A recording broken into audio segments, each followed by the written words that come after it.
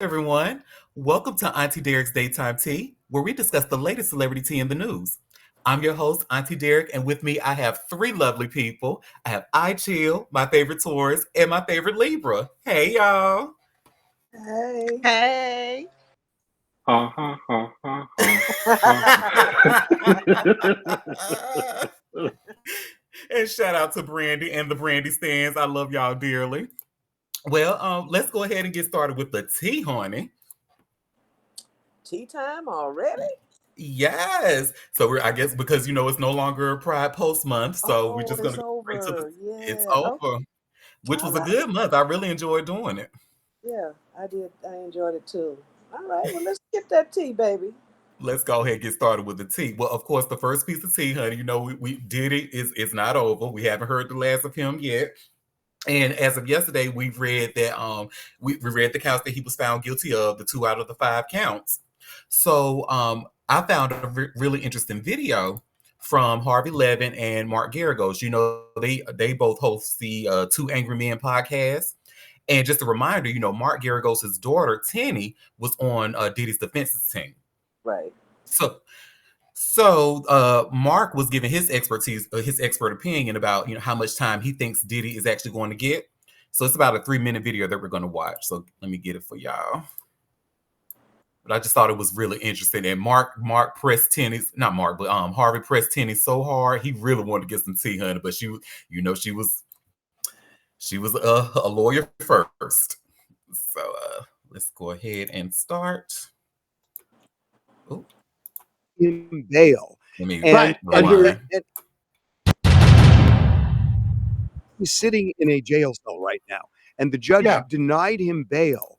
And he could listen. He's not going to get life, and we know that was on the line. Oh, and by the way, the government, they filed a letter. What's the government going to ask for? They're going to ask for 50 to 60 months or something like that. The sentencing guidelines, frankly, are 20 to 27. He was acquitted. The judge denied bail, but the judge specifically said, "Look, I have to because they're alleging it's a crime of violence." And the defense basically conceded the violence and said that this is a domestic violence case, except he's not being charged with domestic violence. He had a standard. The judge adhered to the standard. That doesn't mean that at sentencing, he's not going to do the right thing. So what do you think he'll get? You sound like you're thinking like 3-4 years. No, I think if there's any justice, he'll get 21 months time served, something like that. Even if you were to get 36, he's eligible for all kinds of other stuff. He's not going to do much more time. So you think he'll get out? You think he'll get out within a year? Oh yeah, he should. I think he'll be out within a year, 18 months at the most. I think there's a distinct possibility that he gets sentenced to something akin to time served. Would you call Tenny and see if we can just talk to her by phone, just get a reaction? Would I call her? Yeah, like right now. She's in the next room and I'm on childcare duty because they're going to go celebrate. Well, would she walk in for 2 minutes and we'd love to hear from her. She started our podcast. Hold on. Come here. Come here for 1 second. Come here. I see what's happening. Come here. I see what Harvey's doing. Oh my God, Tenny! No, I'm not the evil dragon. He's not going to Tenny. ask you anything, but I'm going to just. I was gonna congratulate you on being pregnant. I was gonna congratulate you on winning. Thank you. How do you feel? I feel great. Was this? Did you expect this? I'm just so curious. Because, I see what you're doing. Yeah, well, no, I'm dying to know. I mean, this is all. I mean, Tenny, you just won a big case. Thank you. I'm just wondering. What a big case. Did this feel like this was going to be the result when you went into deliberation? When you decided to rest? I love you all. This is it. What's the state? Want me state? to answer that? Hey, because I saw. Why did you put a gag order on your dad? Can you answer that?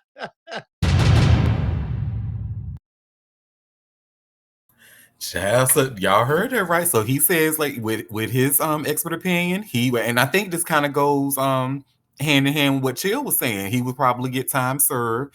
He won't spend much more time behind bars, but ultimately it's up to the judge.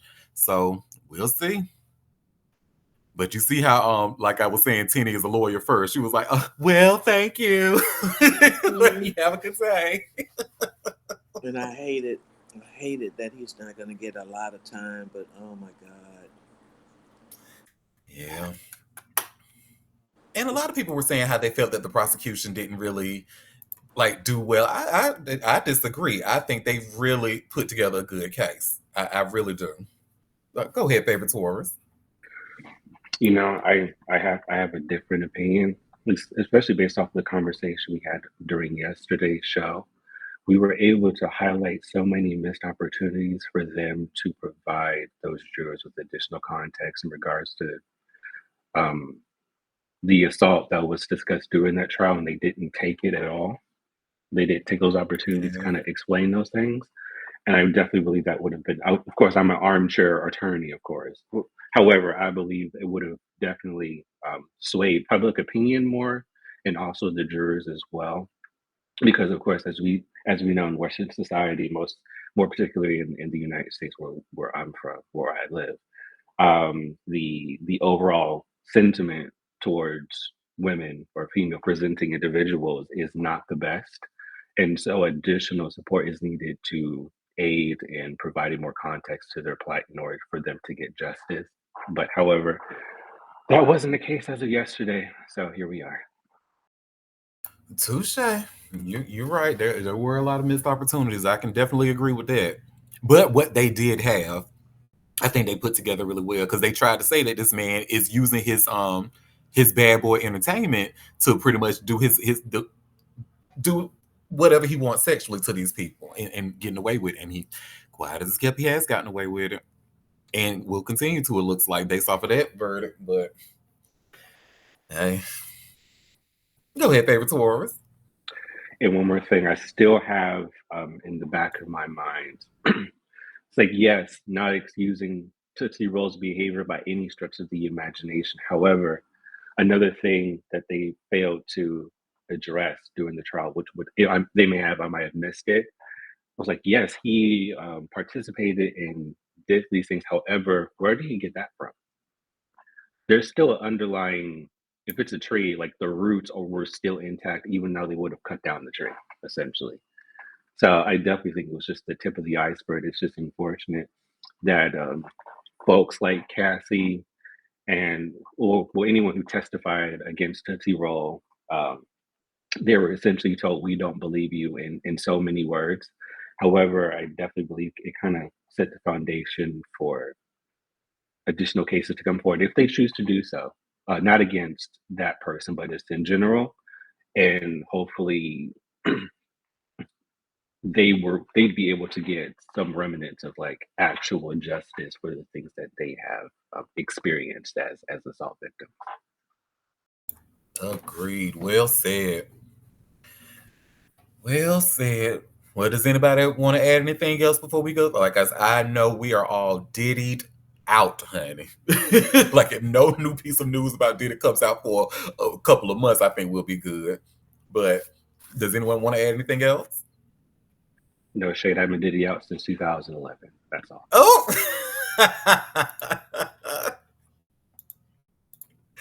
Well, honey, our next story, Remy Ma. And you all have probably seen like little bits and pieces of this on your timeline. My girl is going out sad, honey. Like, girl, what are you doing?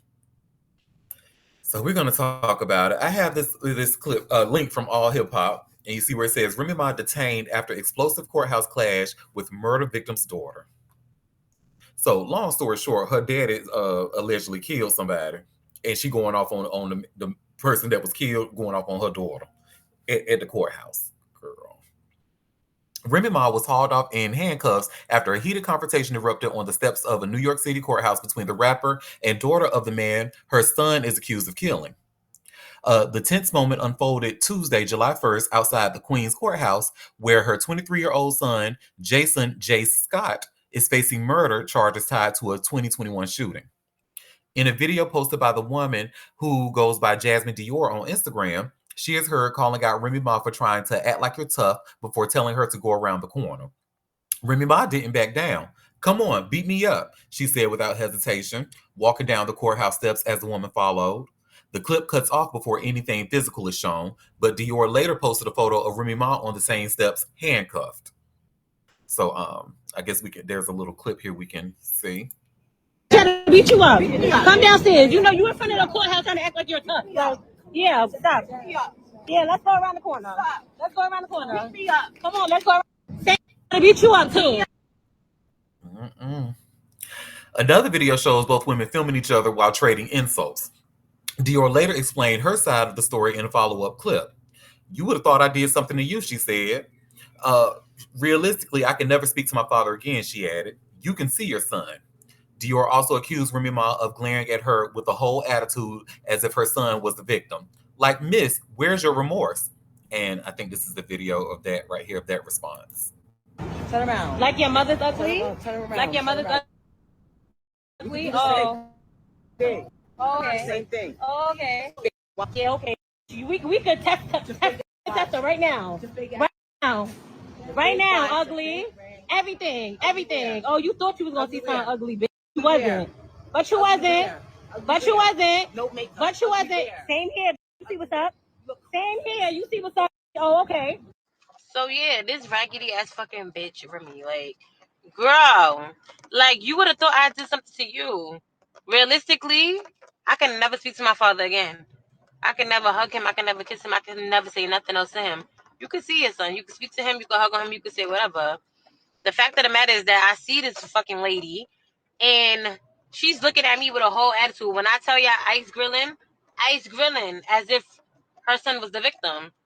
Like, miss, where's your remorse? Like, where's your sorriness? Where's your sadness? Like, at the end of the day, I don't care what I go through with nobody. I would never want to see nobody die. I don't give a fuck about none of that. Like, bitch, nobody did nothing to you, you fucking gremlin. And you really acting like you mad about something. Ice grilling somebody. Ugly ass. Then you acting tough in front of a courthouse. Like, bitch, we're gonna go to jail. You've been to jail before. I'm sure you don't want to go back, bitch. Like, what are we doing here? Come around the corner. You're really not fucking tough. Like, bitch is mad pussy. Like, Woo, child. That's very interesting, I tell you. And remember, they're sitting there talking about the girl's watch and talking about you're broke. Look at that watch. And oh, bitch, I'm not ugly. Ugly where? No makeup. Like, girl, you are worried about the wrong things. Your son shot and killed somebody. Like, Remy, baby, what are you doing? Now, it doesn't show or tell in this article why she was handcuffed, but I imagine it did have something to do with that ruckus. And then the rest of the article. Though. Yeah. Oh, she wasn't? No, they handcuffed her and detained her, but they didn't take her to jail or anything. They just was, I guess, cooling things down. Oh. Well, but she being Remy. I mean, she wasn't no classy broad in the beginning. Well, expecting class when, you know what? You're right. You're right. I still love her, girl. Of course you do. You know I like ratchet shit. So. Well, does anybody want to add anything about Remy or this story before we go to the next one? Go ahead, favorite Taurus. So this is a 20-year conundrum that I've been confused about. Have we ever found that reason? Found a reason for, I'm sorry. Why she's conceited?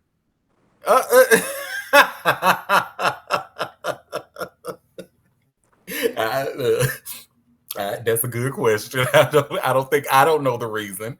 So, and I was a huge fan. That song was like it was my ringtone, my theme song, honey. When a bitch was walking in the mall and my phone rang and that song played, oh, you couldn't tell me nothing, honey.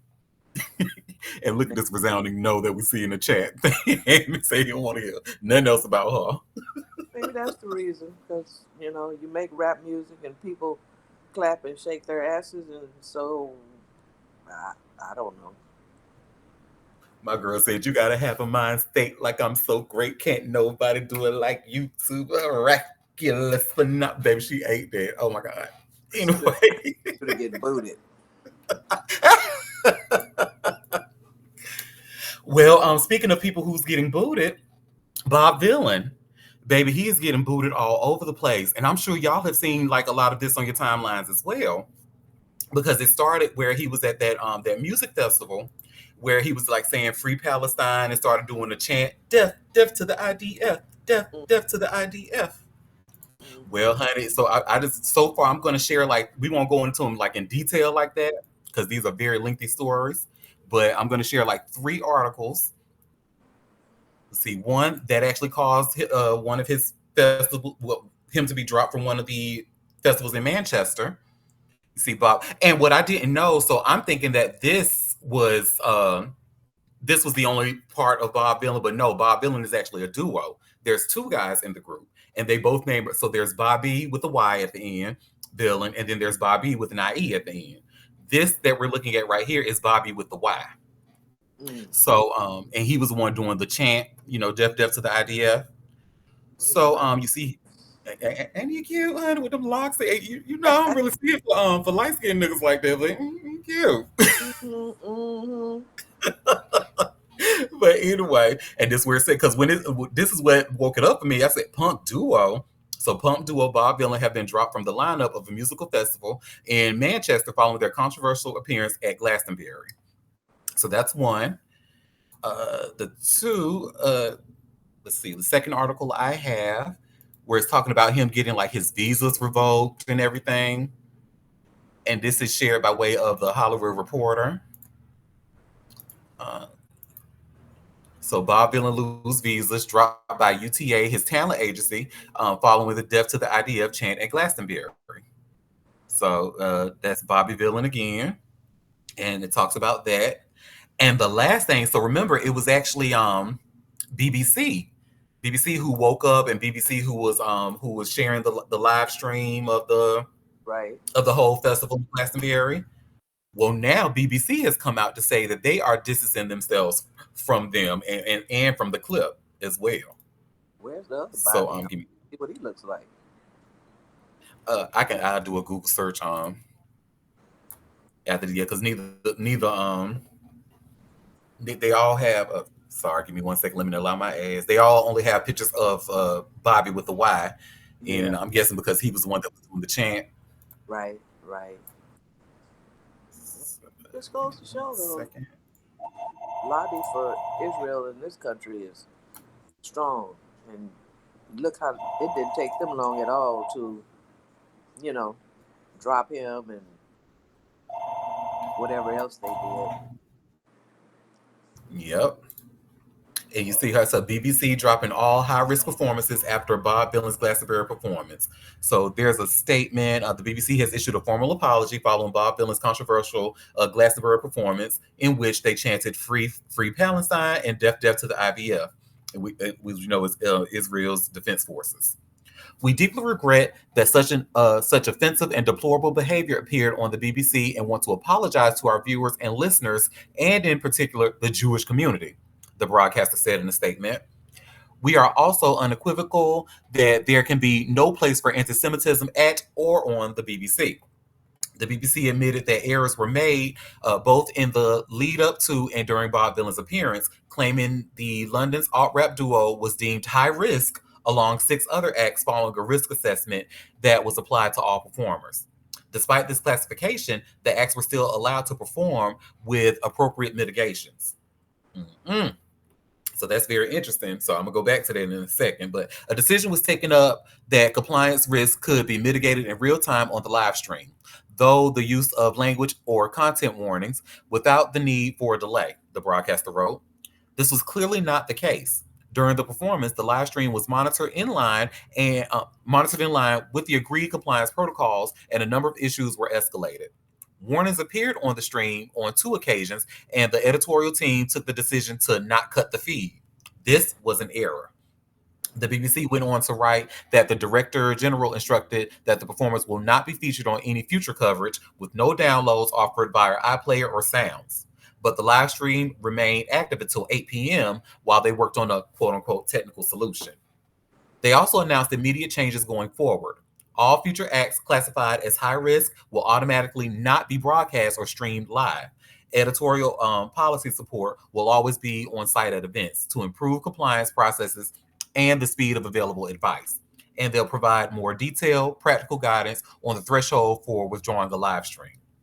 So I just found that to be very, very interesting. So first of all, y'all already saying that y'all got a list of artists that you consider high risk. Why are they high risk? Oh, because they have there's been internet posts or social media posts of them saying free Palestine or something like that.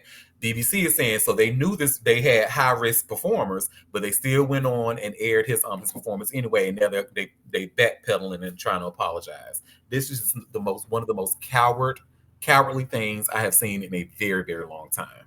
But Like, here's oh the my, interesting part, though, Auntie.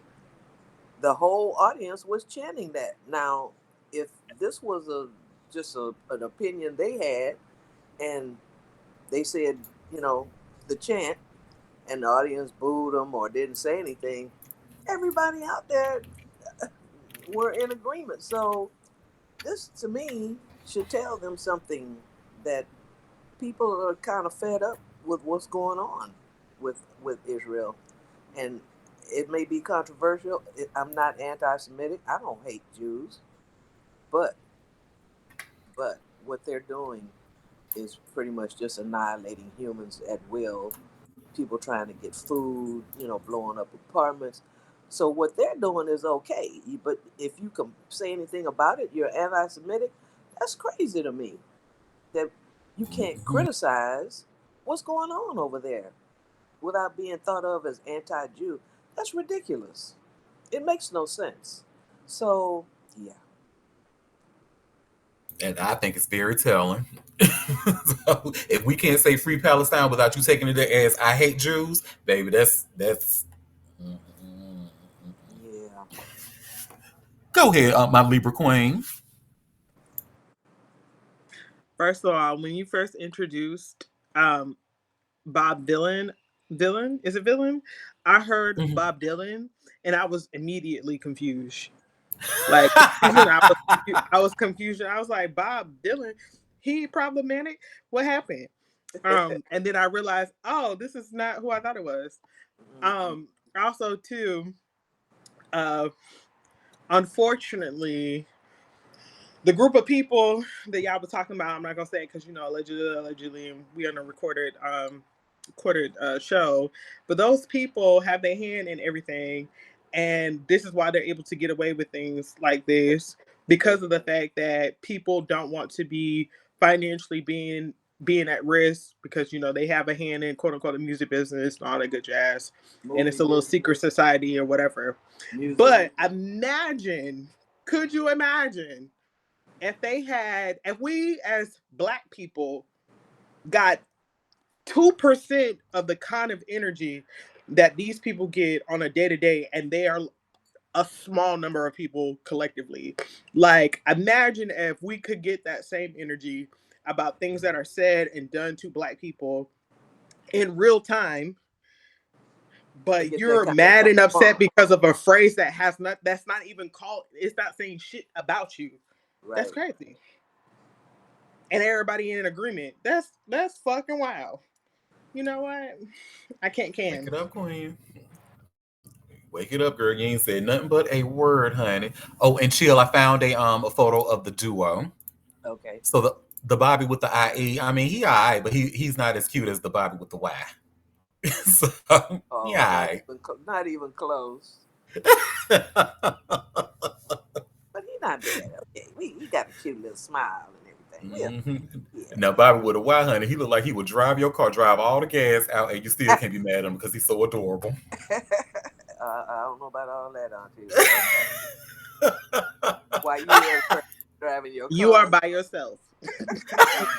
No way. And we also have a comment in the chat. No.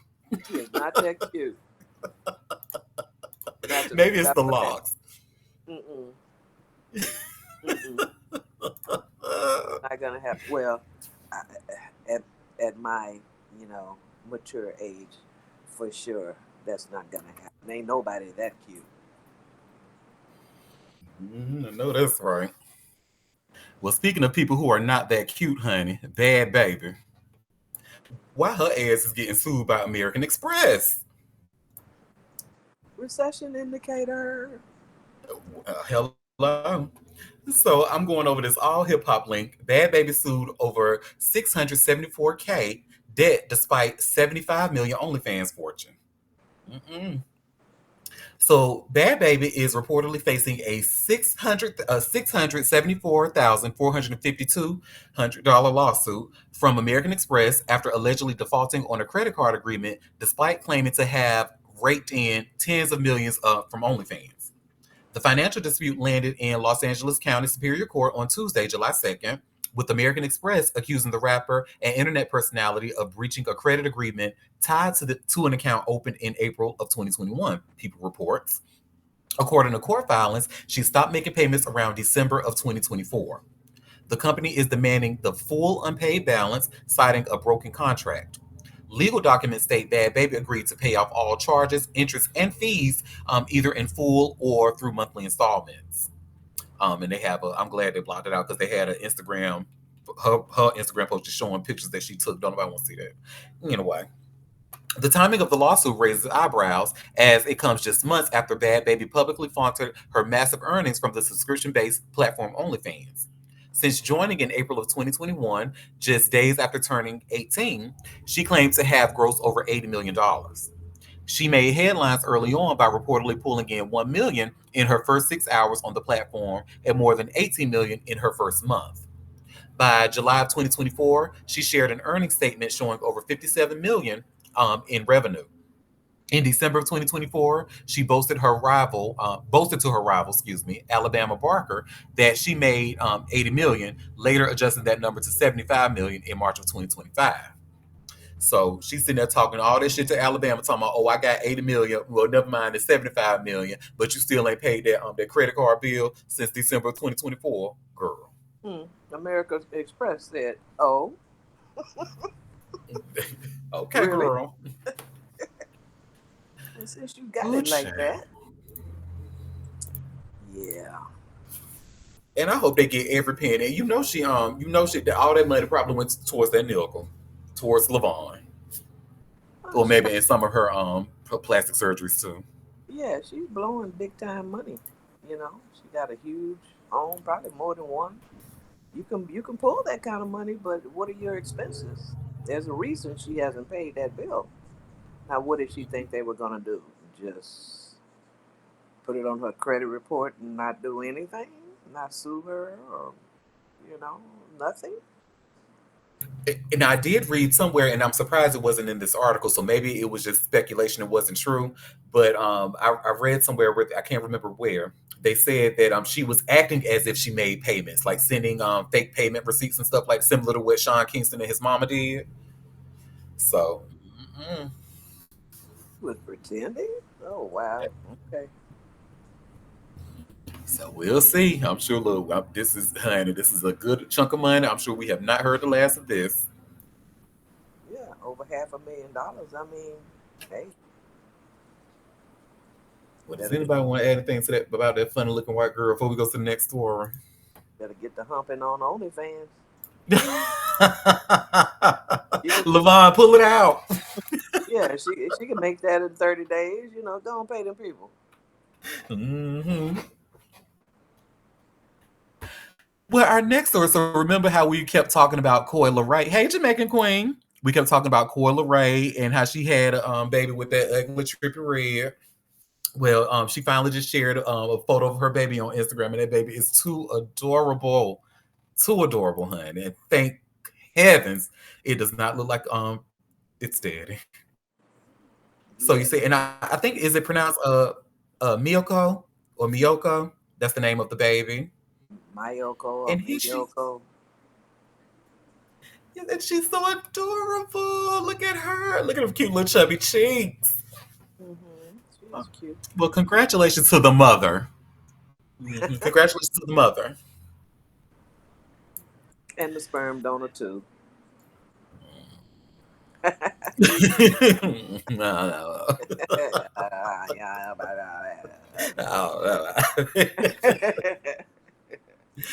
What does anybody want to add anything about Benzino's daughter or her sperm donor before we go to the next story?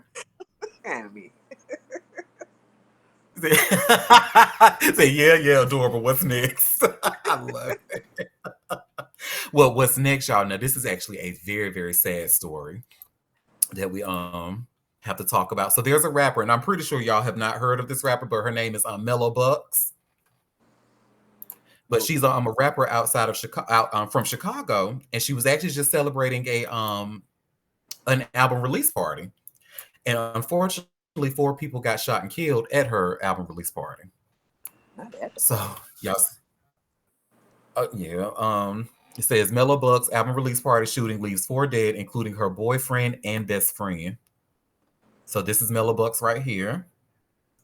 So Chicago rapper Mellow Bucks album release party Wednesday, July 2nd, night ended in tragedy as 4 partygoers were shot and killed with 14 others sustaining injuries. NBC Chicago reports that the mass shooting took place outside of Artist Lounge nightclub in the River North neighborhood of Chicago, where attendees were celebrating the release of Mello's latest project, Hollywood, the mixtape. Towards the end of the night, as the crowd began to exit the venue, a dark-colored vehicle drove by the locale with at least one individual opening fire into the crowd. The vehicle immediately fled the scene. And you see, multiple people between the ages of 21 and 32 were injured and taken to local hospitals, with 2 women and 2 men succumbing to their injuries. One man, 24, was shot in the chest, while the other, 25, was shot in the head. Both women sustained gunshot wounds to their chest. Of those injured, 8 are now listed in critical condition. This includes a 29-year-old woman who was shot in the shin, a 29-year-old man who was shot in the thigh, and a 31-year-old woman who was shot in the knee, a 25-year-old man who was shot in the hand and thigh, a 25-year-old woman who was shot in the thigh, a 30-year-old woman who was shot in the hand, 29-year-old man who was shot in the forearm, and a 27-year-old woman who was shot in the foot. Ooh, child. Sources told NBC Chicago that Mello's boyfriend and best friend were among those who died. Hours later, Mello took to her Instagram stories to mourn her partner and her bestie, posting several photos and videos with her late loved ones. Prayers up for all my sisters, she began in the statement. God, please wrap your arms around every last one of them. We need you. We need you. I need you. Not gonna lie, I'm fucked up. Feel like everything just weighing down on me. All I can do is talk to God and pray. So that's her and her boyfriend. Fortunately, one of the ones who was killed, and her bestie. So Vibe and Auntie Derek's Daytime Tea sends our condolences to Mello and all others affected by this tragedy. Oh, for sure. That's so sad. Yeah. And then the fact that those killers are still at large. Like, what? That shit was woof. 5 injured people. Sound like they had a machine gun. I would think so. Like, especially if it was able to do that amount of damage in that short period of time. Mm-hmm. Yeah. Terrible. Well, again, condolences to Mellow Bucks, her friends, her family, and everybody else who was involved in that. That's just sad. Yeah, a lot of families involved. Ooh. So young. Yeah. Well, our next story, we need a little pick me up. So I know it makes me feel better when I call other people stupid, especially stupid people. So doodle garbage.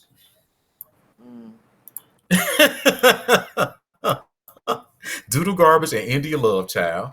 So Doodle Garbage and India Love go on date in Italy after Halle Bailey and her new boo visited the country. Mm-hmm. So Halle did it, so he got to do it too with his goofy looking ass. Oh, he just looks so goofy and stupid. Oh, chill. You see that facial asymmetry? I do. Oh. Raggedy mother. So Doodle Garbage and Halle Baby have been through a lot in their custody battle and two-way abuse allegations case, and fans are still on the gospel train amid is that burgeoning? Child, I've never used that word before. I'm sorry. That's it. Thank you. Amid burgeoning new relationships, rumors for each artist, India Love for the former, Scott Bridgeway for the latter, some social media users are even claiming that their travels have been quite petty. And they are.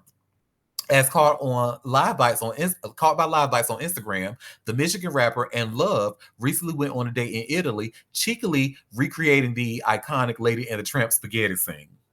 Many fans found this ironic or even slightly shady because Bailey was in Italy with her rumor boo as well just a couple of days ago. However, this is where the gossip train pulls up to a stop. The reality is that neither former partner had any reason to travel to Italy just to take a vacation or clap back at a new rumored relationship. For example, the actress and singer was there to film a movie, whereas the streamer and content creator was already in Europe for Paris Fashion Week. So this is just a coincidence and fan narrative more than it's a response of any kind. Okay, y'all believe this shit if you want to. We've already seen that man is a stalker. Anyway, so who is Hallie's new boyfriend? Elsewhere, this follows some other interesting romantic revelations from DDG. He recently expressed in a social media clip that if he reaches a certain point in his life, he doesn't want to involve another woman in having another child, at least not in a partnership sense. You hear If that, I'm Andy the Love? 20, Don't have no baby girl. especially not by him. Matter of fact, stay away from him. Say, if I'm 29 or something like that, and I ain't got the time, I'll just go to that little place, do my little 1-2, put my shit in a cup, throw it in another little body, and cook that motherfucker up for 9 months. The 27-year-old remarked. You can do that type of shit when you got money. That would alleviate a lot of shit. Meanwhile, Halle Baylor's new partner is producer Scott Bridgway, whom you may know for his recent GNX collaborations with Kendrick Lamar. He reportedly produced for various albums, album cuts like Squabble Up, Luther, and Pickaboo. Bridgway has also worked with Baby Keem and Kanye West. So that's who. This is that scene that Doodle Garbage in. One. We could just try it. We could try it.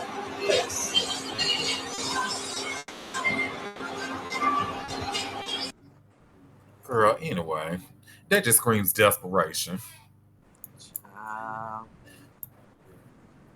Enough. Go ahead, Libra Queen. Why any woman? Why? Go ahead, Quinn. So unfortunately, by way of force and not fucking choice, I think I do know the reason why he had a reason to be in Italy because he has a scheduled a scheduled visit to see his son. So there was a lot of discussion about how you should be focusing on seeing your son and not trying to compete with your ex prior to seeing your son. So that's unfortunate. And then there was something else you said. Can't even remember. Damn. Doo Brown is dude. Whatever the fuck you said is really taking me down. I had to like put two and two together because I didn't know what you was talking about initially. I was like, I thought you was about to talk about the garbage men in Philly protest. I was so confused. I didn't know what was going on. Oh, also too, I remember now. This is how immature and how I pray to God no one signs up to be a surrogate for him, because the fact that he could make a statement like that and not really understand like what it takes to have a child and how a woman has to go through a significant process in order to bring a child into the world, and to have that mindset, like, first of all, I wouldn't sign up to be a surrogate. I also wouldn't sign up to be your girlfriend, wife, whatever, partner. Because if you have that mindset about women in general, you likely have that mindset about me. And ain't nobody got time for that. And ain't nobody got time for oopsies. He garbage. Why any woman would spend time with this Negro? Please. But that just goes to show you. Quinn, I wish I could take credit for the doodle garbage because that was just brilliant. But no, that was actually the name that was given to him by somebody that he and his brother attacked. And we talked about that like on the previous show. So I just, anytime I see his name, I just say doodle garbage. He had that name. That's why that guy was saying it. He didn't give him that name. That name was out there before that guy said it. He just thought it was funny. It was calling him that. But yeah, that he didn't invent that name. Touche. Hey, Jamaican Queen. Hello, everyone. Hello. Happy to be here. Nice to see everyone. Quinn, long time no see. I was thinking the Rugal. same. Yes, man. I was thinking the same thing. Like, dude, bro. Somebody actually named themselves feces and gave it a color. Well, Like, yes. I mean, okay, that alone can tell me, girl, you need to go to a Catholic and do the cross and the holy water for you to let this idiot put a sperm in you and you have it. Mm-mm-mm-mm-mm. No, sir. Oof, the name alone. Auntie, I thought he was like, I was like, did he say, okay? And then when I was listening, I said, that's his name for, that child grow up and can you imagine? He tell him, do not introduce yourself to anyone in my, don't come to my graduation. Stay far away. Don't come to my birthday. No. What in that? Doodoo Brown. A trash name Jesus. for a trash person. That's all I have to say on this doodoo business. Mm-mm. She said he got a nerve to call himself feces and then put a color to it. Well, yes. That's why he looked like that with that asymmetrical face, honey. Well, anyway, does anybody want to add anything about that loser or that loser girl, India, honey? And you, I used to like India. I used to think she was so adorable, but now after this, I'm just really giving her a side eye because, like, girl, what are you doing? But anyway, anybody want to add anything on there before we go to the next story? Okay, well, our next story. Show of emojis or put in the chat. Who in here is familiar with Connie Francis? Who that? Connie Francis. Okay, I kind of figured Benji would be. Um, Anybody else? I know she was. She's a hit maker, pretty much. Well, I know me as a millennial. I know I was introduced to Connie Francis because of the movie The Craft, and just like most millennials, where Nancy's mom, remember, she said she wanted a jukebox that played only Connie Francis songs. So I was like, well, who was Connie? Oh, that's her. Oh, okay. I don't know who she is for real, but I know that reference. Well, you about to know who she is now. Well, she's actually has been hospitalized due to some pain, and I think it's more serious than what they're making it out to be. But we'll talk about it. So I have this People article. You see where it says here, singer Connie Francis, who's 87, hospitalized due to extreme pain, and this is she here. That was her back in 2010. So Connie Francis was hospitalized in Florida on Wednesday, July 2nd, according to the legendary singer's Facebook page.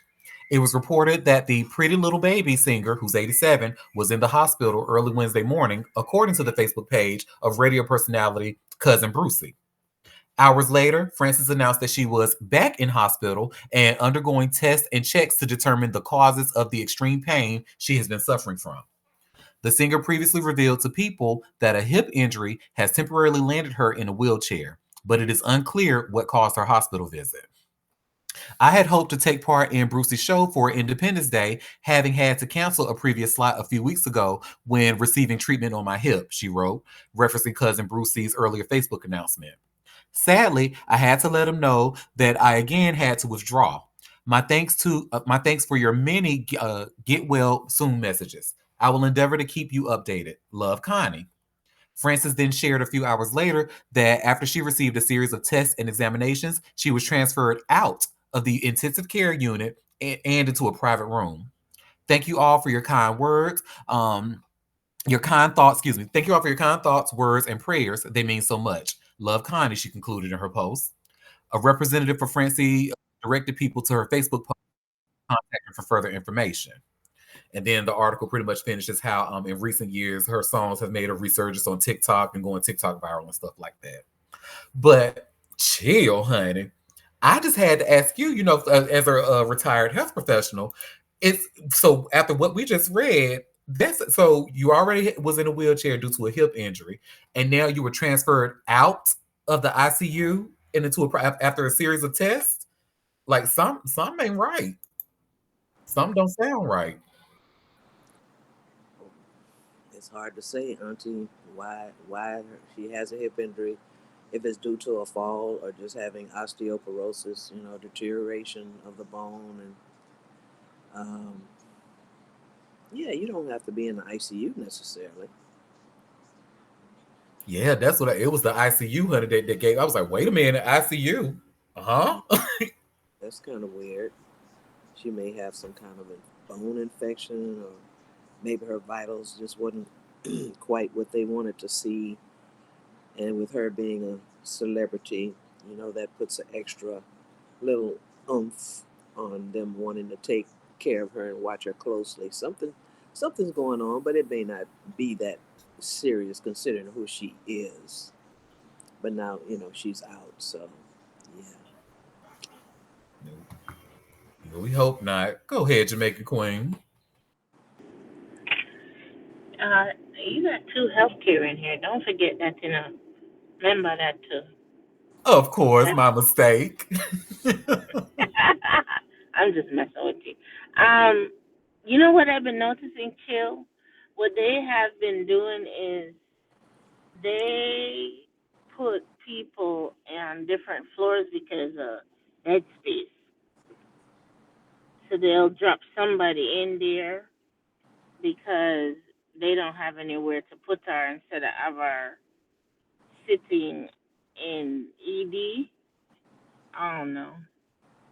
Yeah, What that's you how think? COVID patients get mixed up in general population of patients where they shouldn't Mhm. be, and that's Mhm. that's a problem because a Mhm. lot of those patients are ambulatory. When I saw a tweet, lady saying she knew the man next door was COVID positive. He kept coming to the door and walking out. He got tired of staying in the room. He's supposed to be on isolation. He's not supposed to come out.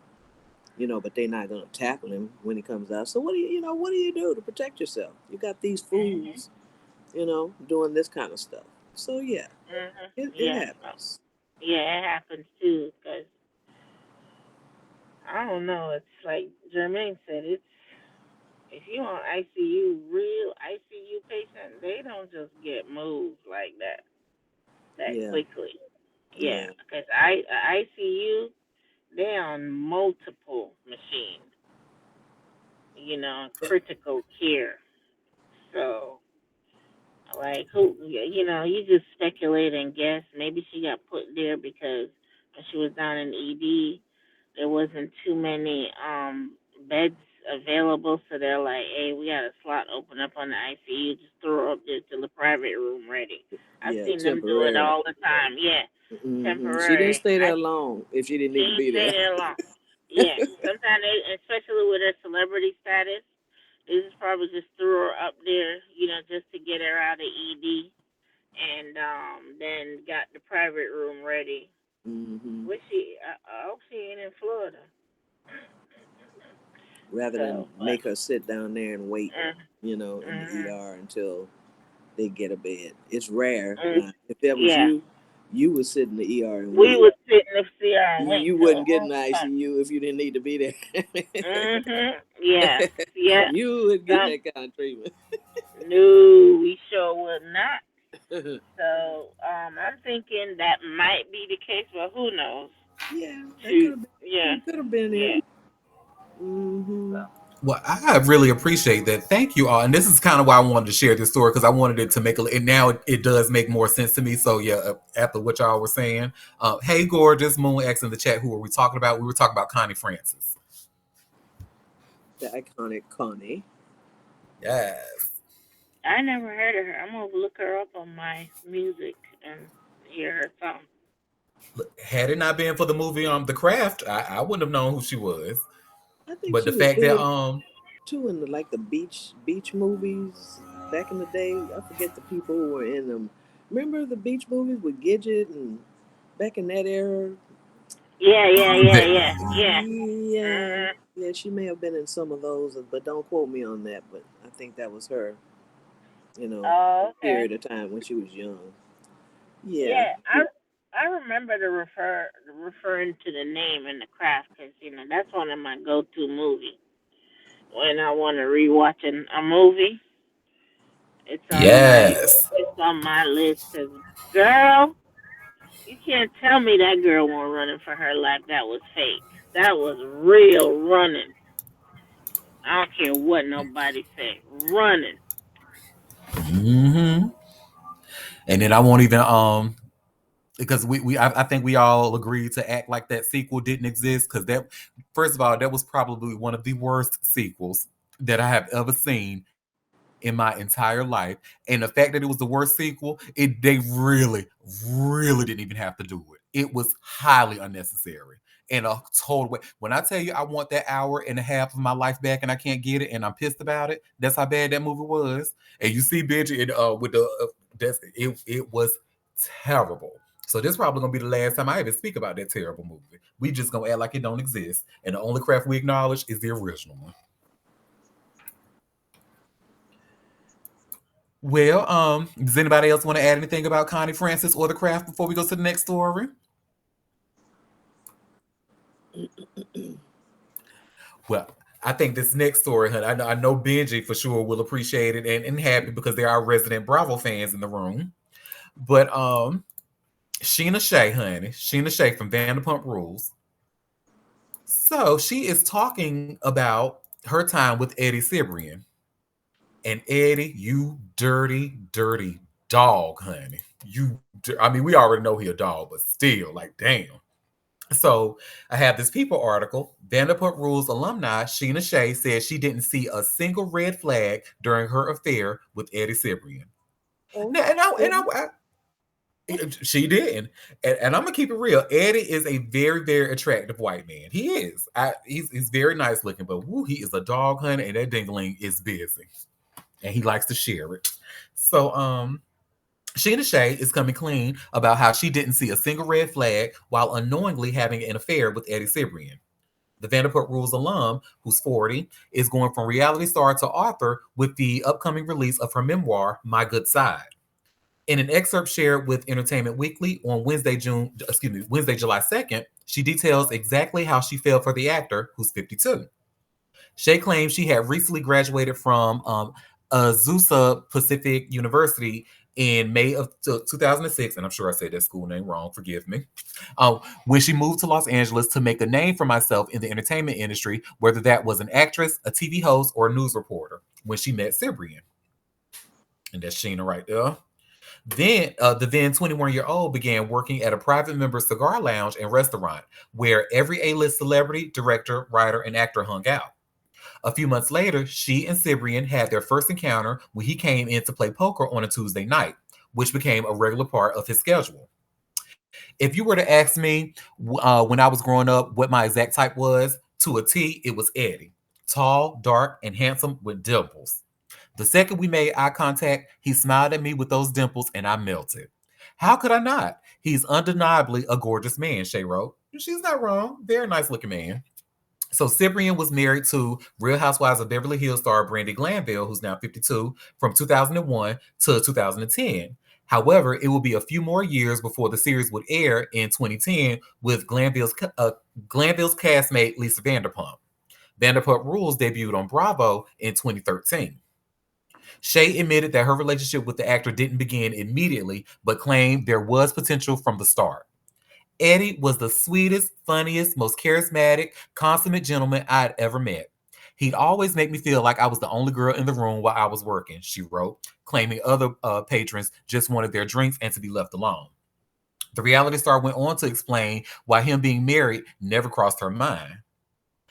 This was pre-social media, so it wasn't like he was posting pics of his family in matching pajamas in front of a Christmas tree, she said, in addition to him allegedly never wearing his wedding ring around her.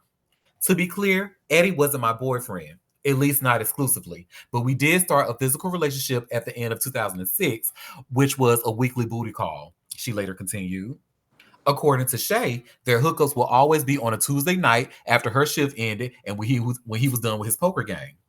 The pair allegedly spent lots of time in public together with friends and even on his boat, cruising around Castraic Lake, taking photos together. Mm-mm. The frightening thing is that I totally thought I could end up with Eddie. He looked how I'd always imagined my future husband would, and he treated me well, she said. During their fling, Shay mentioned that she was young and not fully ready to commit to just one person. That was when I started seeing Jesse Metcalf, the sexy gardener from Desperate Housewives, she wrote. She recalls seeing him as the star of 2006's John Tucker Must Die, thinking, what a dream it would be to date him, not his character, which I did in early 2007. Shay described him as an awesome guy who was focused on his sobriety, took her shopping at Neiman Marcus, and would serenade her with Hey There Delilah on his guitar. However, they grew apart and things picked back up with Cyprian. Shay went on to explain why she never visited Cyprian's house. I felt like we were building something. Did I think it was weird that I never went to his house? No. He lived in Calabasas, supposedly. And I certainly wasn't making the trek to Calabasas in 2007 when Ubers didn't exist and I had less than $1,000 to my name, Shay said. It was so much easier and more fun to hang out in Beverly Hills or Hollywood, and my place was closer and more convenient. I didn't see a single red flag, especially since we weren't exclusive. Eventually, someone at her job tipped her off about him being married, but when she asked him, he denied it, honey.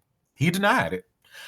Whew, child. Shay wasn't the only one Cyprian was seeing outside of his marriage. He also began famously seeing Leanne Rhymes while still married to Glanville.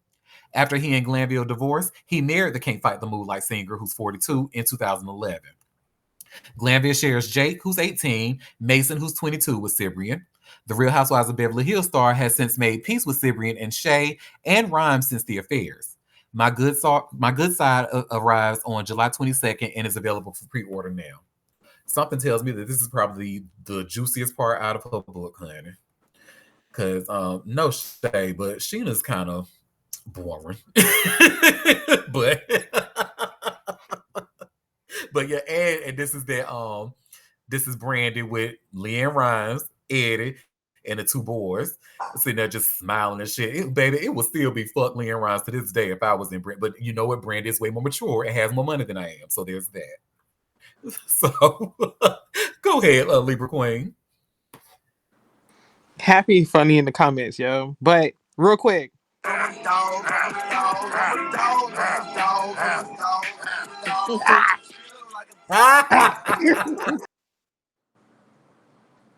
That man is a dog, honey. Oh my god. He is so nasty for that. And the fact that he know he could get away with it is crazy. But you know, people be running through red flags like they had Six Flags. So, you know, you live and you learn. Hopefully her book does well. Sorry to that woman. And you know, I'm glad all parties have forgiven each other, maybe. Who knows? And the comments say, she probably has more jobs than Eddie. Reality and creators are taking over actors. Yeah, girl, wake it up. You know, as an actor, as somebody who went to school for theater, you know, I am pissed about it. I can go on for hours about this. But back when I was in school, honey, reality TV, as an actor, reality TV was frowned upon.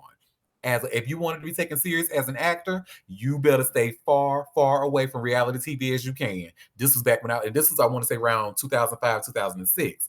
You see a lot, and I mean an awful lot has changed since then. Because now the reality stars are the first ones to get picked up for these roles and stuff, and that's why these movies be so terrible. But anyway, and then another comment: what can be in her book, in her short life, and many exposed on the reality show? Well, exactly. You are absolutely right. That's why I said that this Eddie Cyprian thing is probably the most interesting part of her book. Because Sheena is boring as hell, honey. That guy who was controversial on the reunion show that we watched with Happy. He was on. Tom Sandoval. Yeah, he was on America's Got Talent with his band. Mm-hmm. Oh wow! Okay. Yeah. Well, I know that band has been. Correct me if I'm wrong, Benji or Happy, but he's been in that band for a while. Mm-hmm. Yeah. Yeah, they didn't really sound half bad, but you know, when they were saying, "Don't we know you?" Yeah, that's who it was. Yep, y'all know him, and Raquel knows him too very well. Well, anyway, does anybody want to add anything else about these Bravo celebrities, honey, and Eddie Cyprian's busy penis before we go to the next story?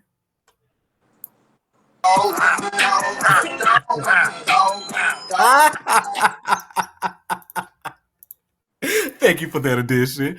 And we have a comment. You know, when you're sweating on a hand towel and you get thirsty to have to squeeze the towel to get a drink. Oh,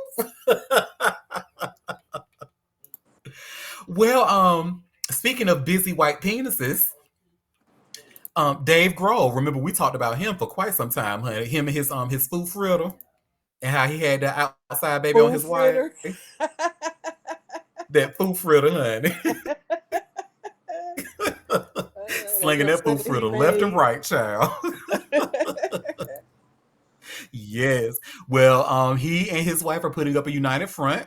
They have been seen in public for the first time at it says for Wimbledon, and it says making the couple's first public event since the Rocker Secret baby reveal. And this is them right there, honey. They're not smiling. So Dave Grohl and his wife, smiling girl. Her shades is cute though. She looks cute. She looks really cute. Anyway, Dave Grohl and his wife Jordan Bloom suited up for their first public event nearly a year after the musicians shared big baby news that rocked their marriage. The 56-year-old Foo Fighters frontman and the former television producer, who's 49, traveled to London to attend the 2025 Wimbledon tennis championships. They'll probably see Will out there too. If y'all see him, say, "Hey, favorite tourists." Anyway, they were photographed at the sporting events on Wednesday, July 2nd, and the third day of a long-running tournament, which concludes on July 13th. For the outing, Grohl wore a navy suit, pairing it with a slate-colored tie, dark shoes, and sunglasses. Bloom put her own spin on the power suit. Hers was a pastel pink with wide legs. She finished the look off with a red bag. And you know what? She ate that, honey. She ate that look. She looks fabulous. The outing comes following questions surrounding the couple who met in 2001 and exchanged vows in 2003, potentially heading for a split. In September of 2024, Grohl revealed that he'd welcomed a fourth child outside of his marriage. And we pretty much don't need to reiterate that because we talked about that story to death. But I mean, I guess this is nice to see them. See, my thing is, I just feel like when you stuff like this kind of rewards infidelity. You know what I mean? Like I'm not a straight person and I'm not married and I damn sure ain't white, but this is just I feel like if you don't put your foot down, like this, something like this can happen again. I just I don't know, because you remember how we read stories about her. They were kind of like reconciling, like even way before this. We just hadn't seen any pictures of it, but she pretty much chose to forgive him and all that, and now he wants to make that side baby part of the family, and all that. Baby, it's all fucking weird. Let's see. I'm not a Grove fan, but good to see they're able to save their marriage for their kids. Them kids is grown, girl. She must love him a lot. Yeah, she must. Oh, child. Does anybody want to add anything else about him and his food fritter before we go to our last story? Well, our last story, this was from Chill. So thank you, Chill, for bringing this to my attention. We're going to watch a short clip from Next Gen where we talk about Jonathan Duperton, honey, who is one of the hosts of the Rich and Unemployed podcast. Child, his ass apparently was arrested for a $10 million fraud scheme. So let me just get that link for us. Give me 1 second. Well, he out here scamming, honey. Let me get this link here. It should be coming up shortly.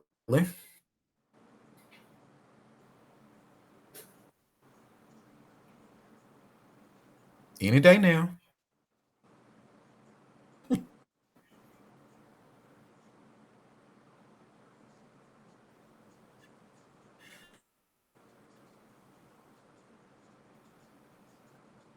Spinning circle of death. Rich and unemployed is Nathan Duperton, alleging he played a central role in a unemployment insurance stretching back to the height of the COVID-19 pandemic.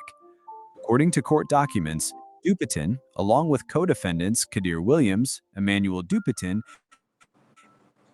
and Cayman Bell, is accused of submitting fraudulent unemployment claims between July 2020 and April 2021. The group allegedly used stolen identities, forged documents, and falsified information to scam the system for pandemic aid. But here's the twist. Federal investigators say they were watching the entire time, monitoring bank accounts, flagged transactions, and yes, even content from Dupiton's own podcast, which promoted wealth, independence, and entrepreneurial game. Critics are calling it the ultimate con, a motivational podcast built on manipulation and fraud. Was it inspiration or exploitation? That's the question being asked across social media. Dupiton and his alleged co conspirators face serious time if convicted. This case is one of many stemming from the government's crackdown on pandemic era financial fraud, and the feds say more charges could be on the way. From viral soundbites to federal indictments, Jonathan Dupiton's story is no longer just about the grind. It's now a cautionary tale about greed, image, and the cost of cutting corners. The case remains ongoing. All defendants are presumed innocent until proven guilty in a court of law. Ooh, I mean, he's scamming, honey. And the gag is, y'all, if you were to Google his name, what you're gonna learn about him is that he's like, you could consider him a professional scammer. Cause I Oh, actually have a yes, girl, and child scamming back in 2017, honey. This is from the Justice Department's website, justice.gov. Convenience stores owners sentenced for food stamp fraud and identity theft. And you see the date of this August 3rd of 2017. So Jonathan and Stephanie Dupiton have been sentenced for using stolen identities to steal over $395,000 from the U.S. Department of Agriculture's Supplemental Nutrition Assistance Program, also known as SNAP. The defendants illegally obtained SNAP benefits for themselves and then cashed them at stores they owned in several Georgia communities. So, baby, he's been a scammer, scamming. And you would think he would have learned his lesson after all of this. And then I can go down to the article where it says his punishments. So Jonathan Dupiton, who was 28 at the time, was sentenced to 3 years, 9 months in prison. And Stephanie Dupiton, who was 24 at the time, also of Atlanta, Georgia, was sentenced to 6 months in prison. Both defendants were also sentenced to 3 years of supervised release and a special assessment of $100 in order to pay $395,388.01 in restitution. Both defendants were convicted of conspiracy to commit wire and mail fraud in April of 2017 after pleading guilty to these charges. Jonathan Dupiton was also convicted of aggravated identity theft, which carries a mandatory 2-year consecutive sentence. Child. Scamming, child. Go ahead, Jamaican Queen. Food stamp. Food stamps, girl. He was buying the food and cashing them out at his stores that he owned. You mean he had corner stores? Mm-hmm. And you got three. How many years that took for him to get so much money in food stamp? That's a good I question. mean, we out here going to school and trying to get food stamp, and they trying to give us $40. Wake it up. $40. $40. $40. I said to the lady, I come again. I said, ma'am, you could keep your $40. $40. And you out here getting 300K? Mm-hmm. Oh my I guess God. it's the same amount of time that it took him to get like the 10 million. That Oh my he's goodness. a scammer from That's what why we've seen. I tell people every day. I tell people, stop watching these social media people talking this, that, and the other, because you don't know these people. You don't know the facade that they have on. How many faces they showing? Because you don't know. You want to follow people? That's why I'll just look at people that eat and in healthcare. Because what they posting on healthcare, I go like, you ain't did that. That sanitization ain't done right, girl. That ain't. That ain't how you supposed to do a sterile site. You know, that food look nasty. All them other foolishness about house culture, block, don't stay on there too long. Oh my, I am still upset. I need to go back to this lady and show her this article about this 300K and say, you ain't caught that, but you want to give me $40. $40. Get they ass, Jesus. girl. Well, in case the feds is listening to us here at Auntie Derek's Daytime Tea, Auntie Derek has no money. And I'm not finna sit here act like I do have any money because a bitch is broke. So y'all can look all you want. You won't find a thing, honey, because there's nothing to find. So that's that on that, honey. And thank you, Chill, for bringing that story to my attention. I was actually looking for an article that was talking about the recent arrest, but I couldn't find anything other than that clip. Oh, okay. But Yeah, hey, I'm sure there's more down the pipe. They haven't nearly caught all the people that got those loans fraudulently, but they've excused a lot of the high-profile people who got those loans have been excused. But heaven forbid Biden try to forgive student loans. I mean, baby, the hypocrisy is on a million. We've long past 100. Hypocrisy and just hate and evilness. Ooh, mm-mm. wake that up. Well, y'all, that was all the tea that I had for us today. So before we head out, did anybody have any tea that they want to share? Any tea I might have missed? I do have one in the chat here. So it says what is this? The government, hold on. 11 defendants indicted in multi-billion healthcare fraud scheme. Oh, just more fraud. Good damn. Oh, Well, let's a see lot this. more where that came from. So yeah, a total of 15 defendants charged with healthcare schemes in Eastern District of New York as part of a national healthcare fraud takedown. Wait, I'm gonna do because was this the one that Sonny Hostin's husband was part of? Let me see. Just see if let me see. Matter of fact, let me see if I can just find his name really quick. Hostin. No, his last name isn't Hostin. It's Emmanuel. What is Sonny Hostin's? Well, when I search, his name isn't coming up, so maybe this isn't the one. Wow, more fraud. Good lord. Oh, okay. So I see some of the defendants here. 4 defendants. Not to these names look a little not trying to be funny when I say this, they look a little Russian, like Karunas and Jurgens Tiku. They were arrested on June 25th in Estonia on these charges, and the United States is seeking their extradition. Ooh, and the remaining 7 defendants are at large. Ooh. Oh, babe, I'm gonna read more of this in detail. Oh, this is juicy. Thank you, Happy. That's crazy. There's a lot of that going on though. Medicare and Medicaid fraud. That's what they're really trying to crack down on. But some definitely some innocent people are going to get caught in the crossfire. They're talking about kicking people off as opposed to investigating fraud by providers. Ah.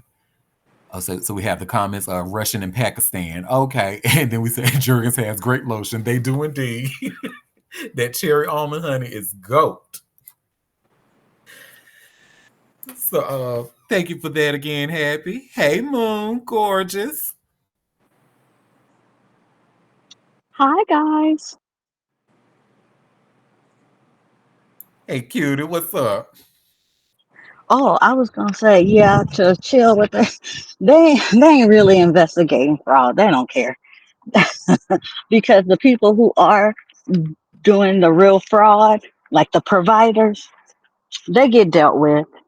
They trying to go after the people, and like you said earlier, it's all about the cruelty. That's all it is. Honestly, they don't like poor people or black people or brown people. Mm-hmm. Now, to be totally objective here, there are some people on Medicaid who probably shouldn't be on it that are able-bodied. Um, so to willy-nilly just kick people off, will they allow the really disabled people to reapply and get it back? Or I don't know how they're going to do that because I know some people that really do need it will be kicked off, but I know some personally who are on it and getting disability checks and able bodied, been getting them for years and years, you know. But getting disability is not easy. That is not an easy Well, task. not now it is. Back in the day, it was a lot easier. These people have been on these checks for years, Moon, years. So they're cracking down on that kind of stuff. I know some personally who are getting checks. Hmm. Never work and walk around just as good as you and me. So there is some fraud, but how they'll go about doing that is Well, a problem. not to the level of everything he talks about is always exaggerated. There aren't millions of Oh no, I wouldn't say. uh, criminals pouring over the border. There's people, sure, but there's not what he alleges. Yeah, there's scammers, clearly, always, but not to the level of what they're claiming to justify what they're doing. So, hi, Will. Sorry. Come on, Will. Hi, Miranda.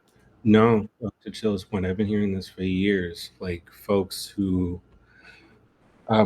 who are of a certain hue and a certain tax bracket have found ways to game the system for years. In getting those benefits and taking them from people who actually need it.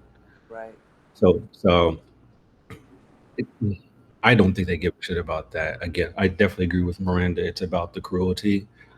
In the same breath, I'm just happy to see that something is being done about it because it's a shame, how folks who really need it have to jump through so many hoops, all the while folks have learned how to game the system by having a trust in the this and the that in order to get out of both paying taxes but also paying for medical care and whatnot. It's wild, and it's been going on. I wouldn't be surprised if it's been going on since the introduction of these services.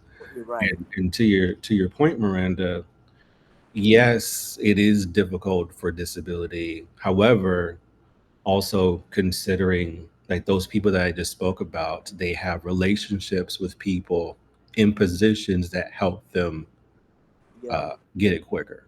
You Healthcare know, provider that'll yeah, fudge for you. right. So it's all connected. Oh yeah, yeah. They help you get it, so it's possible. And just like people, I watch people grow up on welfare. Just when I was growing up, mama was on it, then the kids would get on it, then they would have kids, and they would get it. It's like it was generational. Like it's something that's just passed down, and these people were just as able-bodied as you and me. I mean, so there is a lot of that going on, and I can understand wanting to, kick some of these people off of the rolls, but just to kick just hundreds of thousands of people off willy-nilly is kind of crazy the way they're going about it. So Mm-hmm. there's some things definitely need to be done, and there's a lot of fraud on the provider side, charging for things that they don't do, um, scamming the system, the Medicare and Medicaid system, taking advantage of people who don't know any better, and sending these charges in. Yeah, it's a lot on both sides. So it needs to be overhauled, but Yeah. yeah, Preach it, German. Preach it. But even to Marcia's point, when people do need it, they won't give it to you. oh yeah, it's really hard So, in today and like, time. Yeah, it's hard. trying to get food stamps, like for I was, they have all these weird criterias. So then, if you're unemployed, you get laid off. You don't. this last time when I experienced a layoff, they told me I got too much money in unemployment to qualify. I said, too much money Mhm. in unemployment? What? Yep. That happened to me What? too in New York. Yep. I said, but I'm over here, and then was I in school yet? I can't even remember, but You weren't. I was like, the point is to help a person get through a hard time and then, get off. Not, and I know there's people that, oh, obviously, yeah, there was always people scamming and stuff. Just like this guy, the guy we just were talking about, there's always black, white, there's always somebody trying to game the system. They And looking at your to the bills, level your of mortgage, car, like, insurance. They wasn't looking at all that. right. And so to attack the vulnerable who really do have it, masked as we're trying to get waste, fraud, and abuse, the amount of waste, fraud, and abuse is not to the level of the people that actually really need it. And that's kind of what I'm saying. Like, Oh yeah, he and his people love to exaggerate the statistics they do. and the actual truth. And then people who really actually need the services lose out and suffer.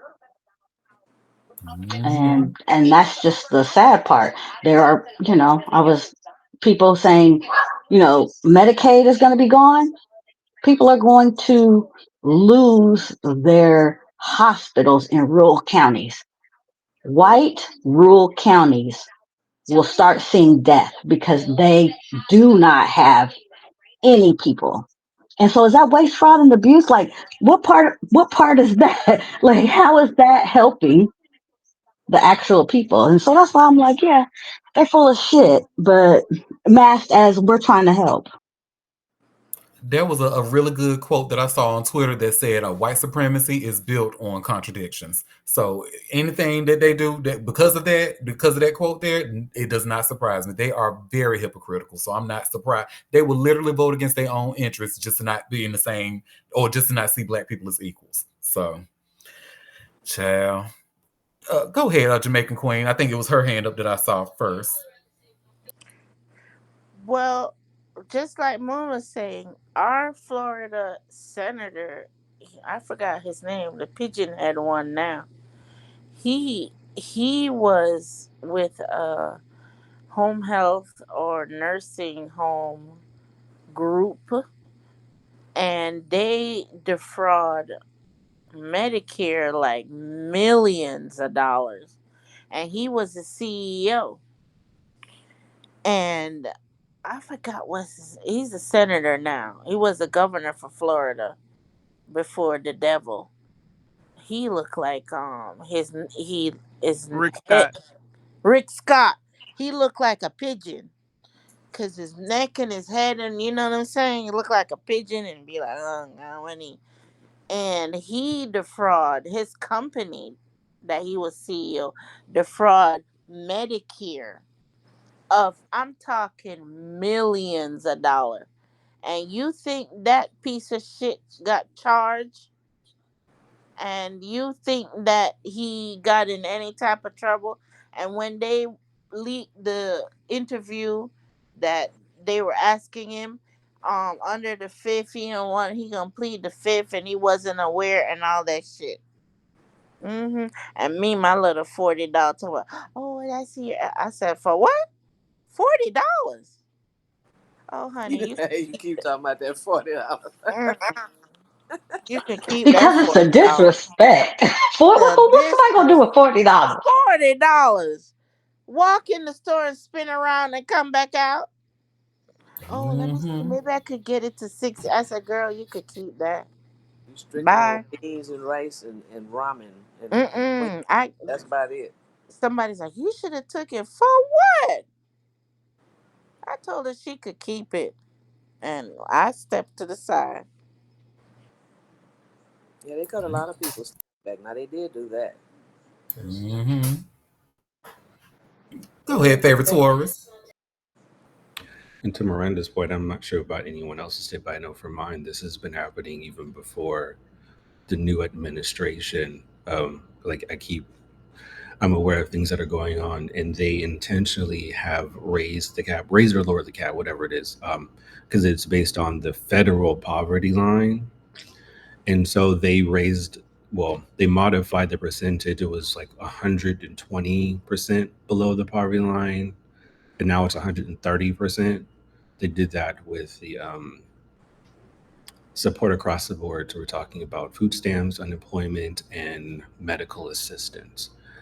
Because the demand, quote unquote, is so high, aka they don't have enough money. So it, it's been happening. Well, I can only speak for where I'm at. It's been happening, but it's going to be exacerbated and giving these agencies the ability to be more exclusatory with providing assistance to people who actually need it. So I know that's right. This was a really, really good conversation. I see. I love, love, love when y'all do this. And I feel somewhat responsible because I am the host of this lovely show that brings these conversations to the front. So I just gotta censor myself like a white woman for a little bit. Go ahead, favorite Taurus. or a straight white black man that nobody asked for anyway. Oh, Um, Oh, clock it. fucking hate it. No, but I'm glad we did. You're only able to have these conversations with folks who you share a value system with. Doesn't necessarily mean that you agree all the time. That's not realistic. But if you are on the same wavelength in terms of the values that you share, you're able to have these productive conversations. So, yeah. oh yeah, you too, Auntie. You and your Vienna sausage and your chitlins, uh-huh, and your I got a biscuit. little spot at the corner, just a little piece of table with y'all. That's fine. Mm-hmm. You could do a lot with that little piece of table. All right, so I've heard. Y'all, and before we go, I actually just got a TMZ alert. About So it looks like Michael Madsen has passed away, Not you and trying to he at clock the TV so 67. I Wait, can who? spread it. Michael Wait, who? Madsen. Who's that? You Barely know remember him from Kill reserved. Bill? I was gonna say reserve dogs. I had to look up who he was for real because I was like, I know this face. reserve dogs, girl. Reserve dogs, killing Reservoir them. Dogs. That's the third one. So Thelma and Louise. Queen be killing we got me. Free, reserve. free. Was he Shout a out to drug? Free Was he on Willy. drugs? Free Willy. Yeah, he's not that old. What Hmm. happened? 67. Oh. It doesn't say in the article. It What just happened? says He that he was Oh. dead? found. Yeah, he was found unresponsible in his Malibu home early this morning. Ugh. And pronounced dead at the scene. Oh, They don't. oh, Ugh. This Remember he said had somebody substance. called 911. Oh, I'm sorry, but what you say? Remember he had what? Remember he had substance abuse problem because he was in the show with Quentin Tarantino or one of them being oh, director, and they told him, Private Ryan. They said the only way he would get the part if he did a drug test every day for oh, wow. the whole. And yeah, he had substance. He was fighting substance abuse problem. Oh Yeah, wow! Thank you for that. So it does say here the death is unclear, but we're told Michael's death is being treated as natural causes. yeah. Oh You Well, well, know, rest in heavy peace. drug use all those years weakens the heart. could have That's been an scary. overdose. Ugh, y'all. Could have been something else. Mm-mm-mm.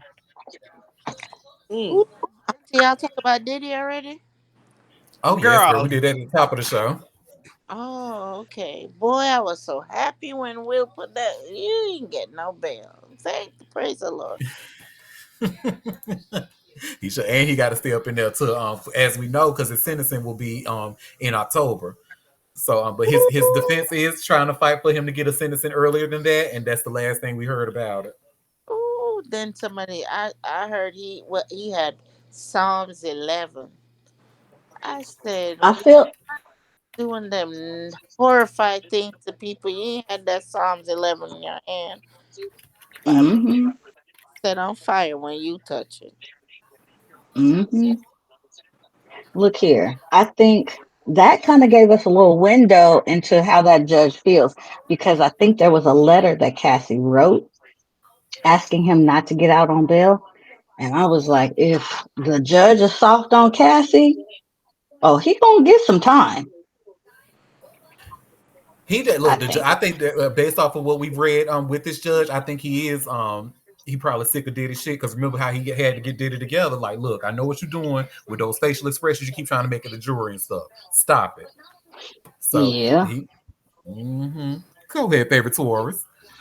And I'm pretty sure the judge has been familiar with that person's tactics in terms of influencing harm, even though he doesn't do it himself, influencing harm to people who was an op of his. And so he recognized the folks who testified against him are in danger, which is still something I'm highly concerned about, even though he may or may not sit in jail for any longer, just because they decided to speak out about how they were harmed by the hands or by the influence of that person. I mean, I guess it gives them a little bit more time to get whatever affairs in order so they can remain safe as they possibly can. You know. Yes, indeed. Yes, indeed. Chris, I was so happy. Well, I won't even. I don't. I'm not even looking on the news line. My news is the chat. I look in there.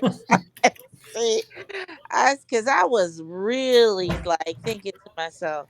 Because remember, he said, I heard somebody say he tells Sean he'll be home, and I was like, oh my god, please don't send him home.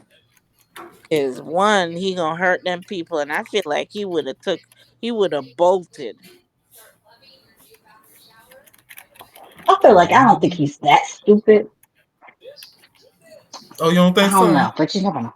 Oh, no, because I think he's too much of a narcissist.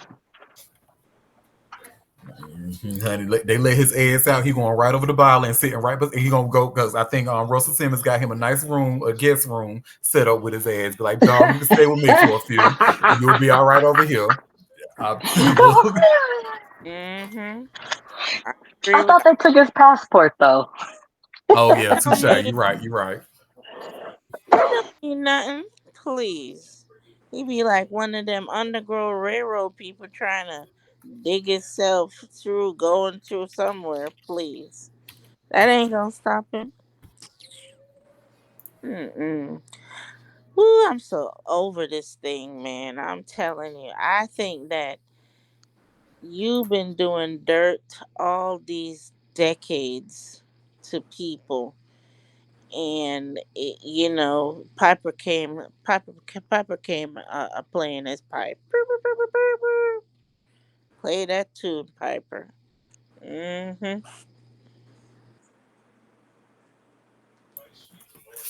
What y'all did? So before we head out, did anybody have any other tea that they want to share that I might have missed?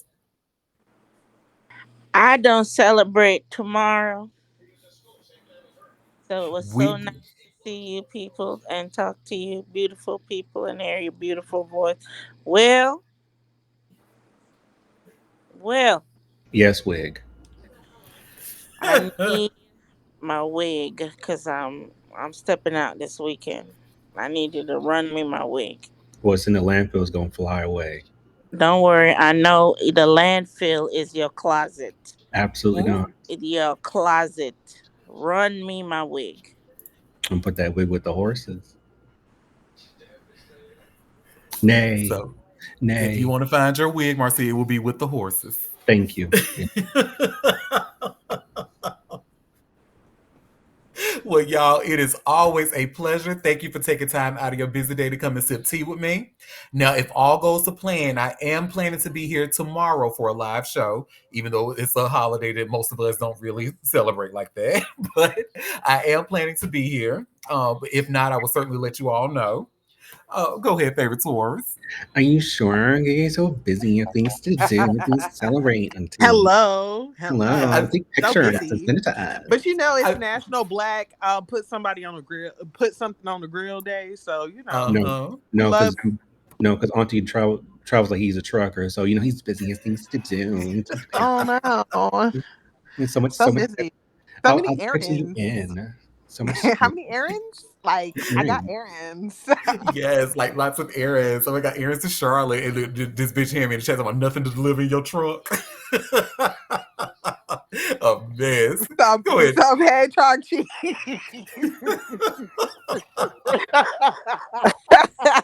The only way I'm coming, I want to know who cooked the macaroni. Oh, my Aunt Lisa, honey, her mac and cheese is iconic. And I Everybody love her want macaroni and cheese in North Carolina. With a and little Velveeta in it, or I'm gonna No, be she quiet right about now. she doesn't use Velveeta. She you know she probably gonna kill me for telling one of her cheeses because I think this might be a secret, but she does use Asiago. I know that's one of the cheeses she used in there. I don't know the oh, other ones. we be knowing those. She a real cheese girl. I know it. I know her. who making the potato salad? Who done cook the potato salad? That's a good question. Probably my grandmother would do that because she's known for her potato salad. Okay, all I know is I just need to know who cooked the macaroni and the potato salad. But I'm certainly going to try to be here because what we have going on is not going to be starting until later that night anyway. So I think I can swing a show at 12:30 You think Eastern that's Standard. crazy? That's Thank crazy. you. That was just about to say that. He thinking, boy, Auntie, if I had the resources to fly down or drive down to your place to get some of that food, mm, mm. You Cause better get like that. You better get like that with you later and make it happen. Okay. She Make don't no, it care. happen. Yeah, what she got going on, she make it happen. So I'm just saying. Just You're mm-mm. right. You're right. On the Durham. I ain't driving the Durham. Come on to I Durham. No Durham. I gotta fly to Durham. Yes, honey. Well, shout out to Durham and shout out to y'all for your continued support. I appreciate it more than you know. And in the meantime, you all have a fabulous rest of your day. Bye, everybody.